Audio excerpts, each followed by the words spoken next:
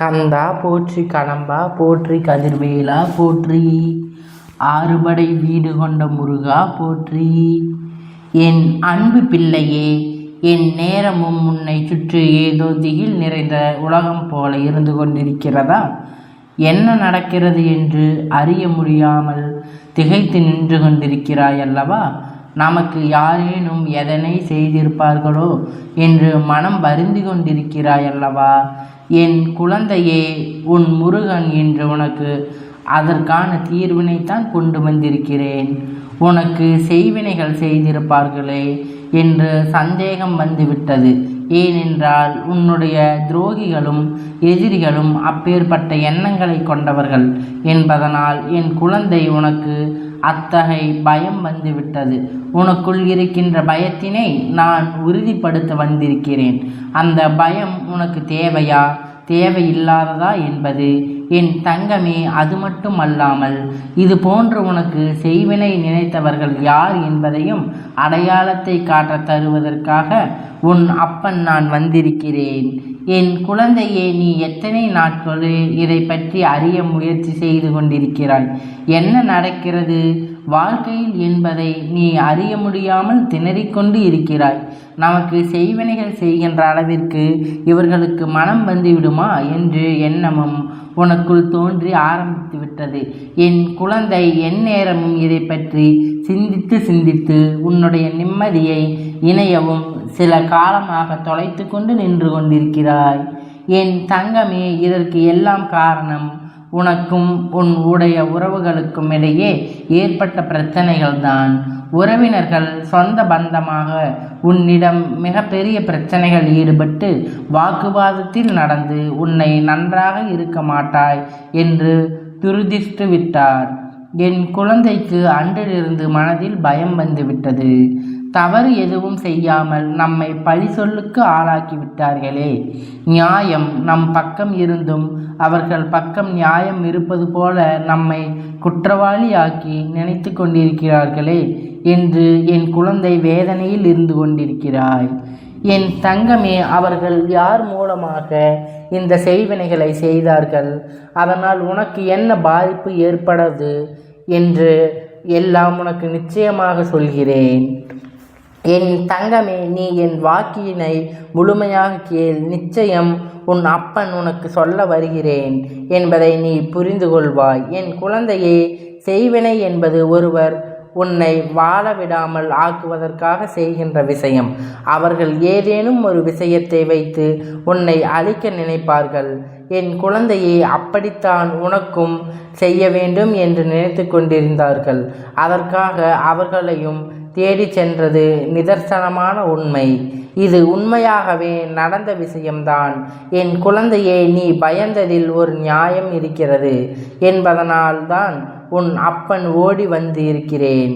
இல்லை என்றால் செய்வினைகள் என்று எதுவும் கிடையாது, உன்னை எதுவும் செய்ய முடியாது என்று சொல்லி உன்னை அப்பன் முடித்திருப்பேன். ஆனால் இந்த விஷயங்கள் எல்லாம் உன் வாழ்க்கையில் நடந்தது உண்மைதான். உனக்கு அவர்கள் செய்ய வேண்டும் என்று நினைத்ததோடு மட்டுமல்லாமல் அவர்கள் அங்கே சென்று உனக்கான விஷயங்களை செய்ய தொடங்கிவிட்டார்கள். என் தங்கமே, உன் அப்பனுக்கு இந்த விஷயங்கள் தெரிய வந்த பொழுதுதான் நான் புரிந்து கொண்டேன் அவர்கள் உன்னை அழிக்க வைத்திருந்த திட்டத்தை எல்லாம்.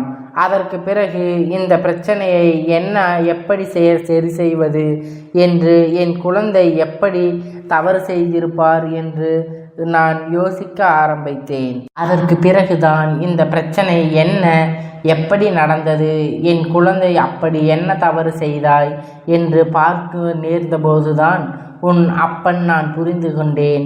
என் குழந்தை, உன் மீது எந்த தவறும் இல்லை. அவர்கள் தவறை மறைப்பதற்காக மட்டுமல்லாமல் அவர்கள் பக்கம் இருக்கின்ற தவறை நியாயப்படுத்தவும் அவர்கள் முயற்சி செய்கிறார்கள் என்பதை தெரிந்து கொண்டேன். அதனால் அவர்களுக்கான தீர்வினை அவர்கள் பெற்றுவிடவும் முடியும் என்று நினைப்பதோடு மட்டுமல்லாமல் உன்னை அழித்துவிட்டால் அவர்களுக்கு எதிரிகள் துரோகிகள் என்று யாரும் இருக்க மாட்டார்கள் என்று நினைக்கிறார்கள். அவர்கள் என்னுடைய பக்கத்தில் நீ அவர்களுக்கு துரோகியாக தெரிகின்றாய். ஆனால் உண்மையில் உனக்கு துரோகத்தை செய்தவர்கள் அவர்கள் என்பதை இந்த முருகன் புரிந்து கொண்டேன். என் குழந்தையே, என்று உனக்கு அதற்கான தீர்வு நிச்சயமாக கிடைக்கத்தான் போகிறது. நீ அதிலிருந்து மீண்டு வரத்தான் போகிறாய். என் குழந்தையே, உன் குடும்பத்தில் நடக்கின்ற பிரச்சனைகள் உன்னுடைய இல்லத்தில் எப்பொழுதுமே நிம்மதி இல்லாமல் இருந்து கொண்டிருக்கிறது. 108 பிரச்சனைகள் என் பிள்ளை தவித்து கொண்டிருக்கிறாய். சூழ்நிலையில்தான் உனக்கு இந்த சந்தேகம் வந்தது என தங்கமே, உன்னுடைய சந்தேகத்தின்படி அவர்கள் சென்றதும் செய்வினை நினைத்ததும் உண்மைதான். ஆனால் அதை செய்கின்ற வேளையில்தான் உன் அப்பன் நான் அதனை தடுத்து நிறுத்தியிருக்கிறேன் என்பதை மறந்துவிடாதே. செய்வினைகள் என்று கூட சிலர் செய்யும் பொழுது அவர்கள் பக்கம் நியாயம் இருக்கிறதா என்று மட்டும்தான் அது பலிக்கும் என்பதை மறந்துவிடாதே.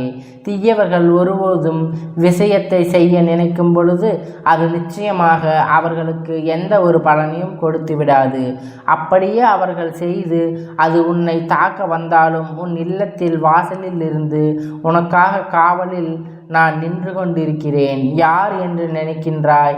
என் தங்கமே, நான் உன் அப்பன் கந்தன் அங்கே உனக்கு காவலாக நின்று கொண்டிருக்கிறேன். என்னை பார்த்த பிறகு அந்த தீய சக்தி உன்னை தொட்டுவிடுமா என்ன? என் குழந்தையே, அதனால் நான் அங்கேயே அவர்களை நிறுத்திவிட்டேன். மட்டுமல்லாமல் உனக்கு இனிமேல் எதுவும் செய்ய விட முடியாது அளவிற்கு நல்ல பாடத்தினை புகட்டியிருக்கிறேன். என் தங்கமே, இதனை செய்ய நினைத்தவர்கள் உன்னுடைய உறவுகள், உன்னுடைய ஒன்றுவிட்ட உறவுகள், அவர் சகோதரிகள் என்று புரிந்துகொள். என் தங்கமே, அவர்களுக்கு ஆரம்பிக்கின்ற பெயர்களை நான் உனக்கு சொல்லுகிறேன்.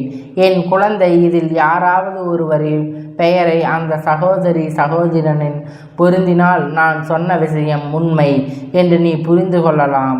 என் தங்கமே, அவர்கள் பெயர் ஆரம்பிக்கின்ற எழுத்துக்களை உன் அப்பன் சொல்கிறேன்.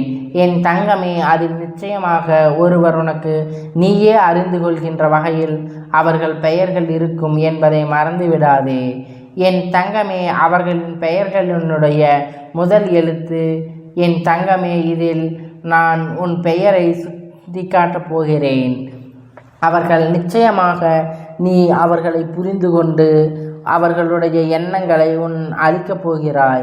இத்தனை நாட்களாக பாசத்தோடு அன்போடு பழகியது போல நடித்தவர்களுக்கு போய் அவர்கள் நான் நடித்துதான் உனக்கு வெளிக்காட்டியதோடு மட்டுமல்லாமல் அவர்கள் மனதுக்குள் எத்தனையோ கொடூரமான எண்ணங்கள் இருக்கிறது என்பதை வெளிக்காட்ட துணிந்து விட்டார்கள்.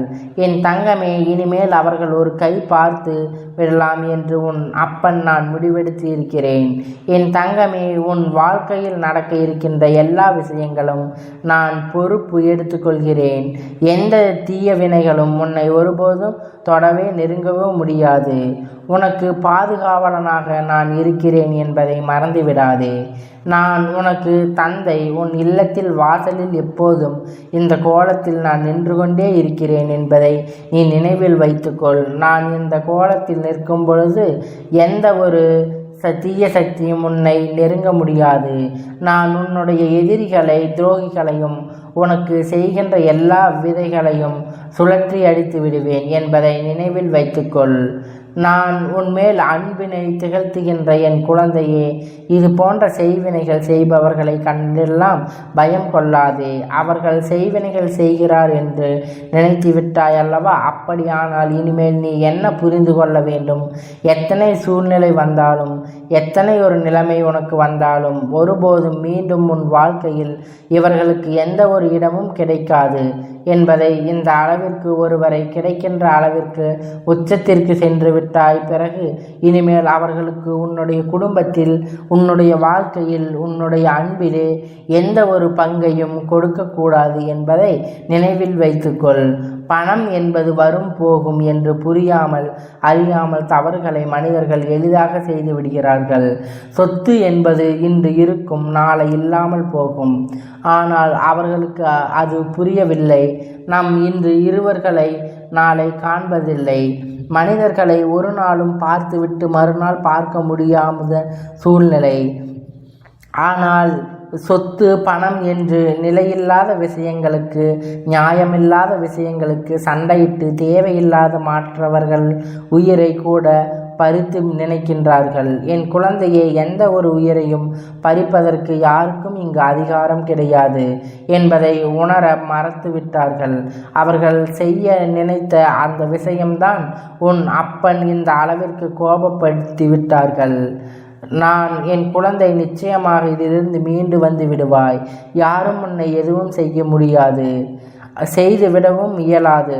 உன் மனதில் இருக்கின்ற தேவையற்ற பயங்கள்தான் இன்று உன்னுடைய பிரச்சனைகளுக்கெல்லாம் காரணம் என்பதை புரிந்து கொண்டு நீ உன் அப்பனை எப்போதும் துணையாக இருக்கும்போது யாரும் உன்னிடம் நெருங்கவும் மாட்டார்கள். என் ஆசீர்வாதங்கள் உனக்கு என்றென்றைக்கும் உண்டு.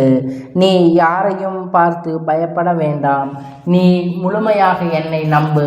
எந்த ஒரு தீய சக்தி வரும் பொழுதும் நீ என் பெயரை இட்டு முருகா முருகா என்று என் நாமத்தை உரைத்தால் அது உன்னை நெருங்கவும் நெருங்காது, உன்னிடத்தில் வரவும் தொடங்காது என நீ புரிந்து கொள்ள வேண்டும். என் குழந்தையே, இந்த முருகனுடைய ஆசீர்வாதங்கள் எப்பொழுதும் உனக்கு கிடைத்து கொண்டே இருக்கும். நான் உன்னோடே இருக்கிறேன். நீ என்னை மட்டும் நினை. எதற்காகவும் நீ பயப்படாதே. எனக்கு ஒருவனுக்கு மட்டும்தான் பயப்பட வேண்டும். தீய சக்திகளுக்கு எப்பொழுதும் பயப்படக்கூடாது. ஓம் முருகா போற்றி, கந்தா போற்றி, கதிர்வேலா போற்றி, ஆறுபடை வீடு கொண்ட முருகா போற்றி.